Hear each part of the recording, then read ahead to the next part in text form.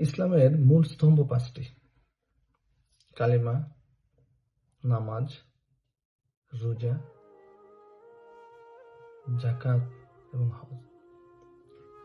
মুসলমানরা কালিমা তো পড়ে, অনেকে নামাজও পড়ে, রোজা অনেকে রাখে, কিন্তু যাকাত অনেকে দিতে চায় না। এটা কেন? যাকাত তো পাঁচটা স্তম্ভের একটা। আল্লাহ তাআলা বলছেন যে তোমাদেরকে যাকাত দিতে হবে। তোমার সম্পত্তির 8% তুমি গরিব দুঃখী অসহায় মানুষকে বিলিয়ে দিতে হবে। বাট আমরা মুসলমান নিজেকে দাবি করি, কিন্তু তিনটা জিনিস মানি, বাট যাকাত মানি না। অনেকে যাকাত দেয় না, অনেকে যাকাতরে একটা ফ্যাশন হিসেবে নিছে। মনে করেন বড়লোক যারা তার কাপড় দিতেছে, ইটা দিতেছে, ওইটা দিতেছে, বাট তারা এই জিনিসটা বুঝতেছে না যে যাকাত হচ্ছে তোমার সম্পদে ওই গরিব দুঃখী অসহায় মানুষের হক, যেটা তাদের টাকা। আল্লাহ তাআলা বলছেন।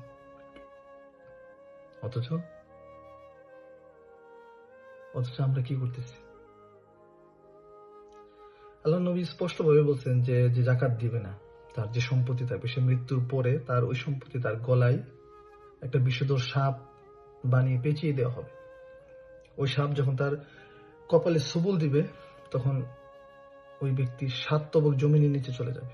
7 তবক জমিনের নিচে। একবার চিন্তা করছেন যে আপনার এই সম্পত্তি একসময় আপনার জন্য কত ভয়াবহ অবস্থা হিসেবে তৈরি হবে? আপনি তো মরে যাবেন, একটা কথা আপনার সাথে যাবে না, কিন্তু আপনি তো এই সব কিছুর পাপের ভাগীদার হয়ে এই কবরে যাইতেছেন। এখনো সময় আছে, যাকাত দিন।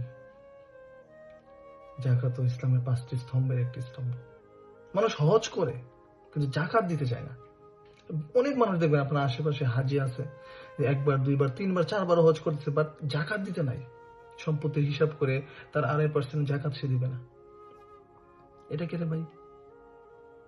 ইসলামের 5টা জিনিস মানছো, এই একটা জিনিসের মাঝে তুমি কেন এরকম করতেছো? এখনো সময় আছে ভাই। যাদের উপরে যাকাত ফরজ হয়েছে, প্লিজ আপনারা যাকাত দিবেন। যাকাত না দিলে এই সম্পদ, আপনি দেখেন আপনার আশেপাশে যত বড় লোক বা ধনী ব্যক্তি ছিল, তারা কিন্তু কেউ নাই, সবাই চলে গেছে, একটা করে সাথে নিতে পারে নাই। সব সই সম্পত্তি কিন্তু তাদের সন্তান সন্ততি তাদের কাছে।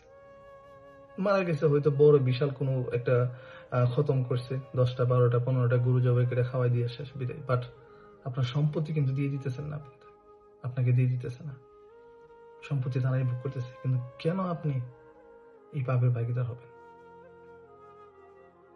কেন আপনি পাপের ভাগীদার হবেন? যাকাত দিন ভাই। যাকাত আপনার সম্পত্তির মধ্যে গরিব দুঃখী অসহায় মানুষের হক। আপনি যদি নিজেকে মুসলমান দাবি করেন, বলেন যে আপনি নিজে একজন মুসলিম, তাহলে আপনাকে যাকাত দিতে হবে। আপনাকে এটাকে অ্যাভয়েড করলে চলবে না, যাকাত দিতে হবে আপনাকে। তা না হলে ওই যে বিষধর সাপ আপনাকে সবল দিবে, মনে রাখবে।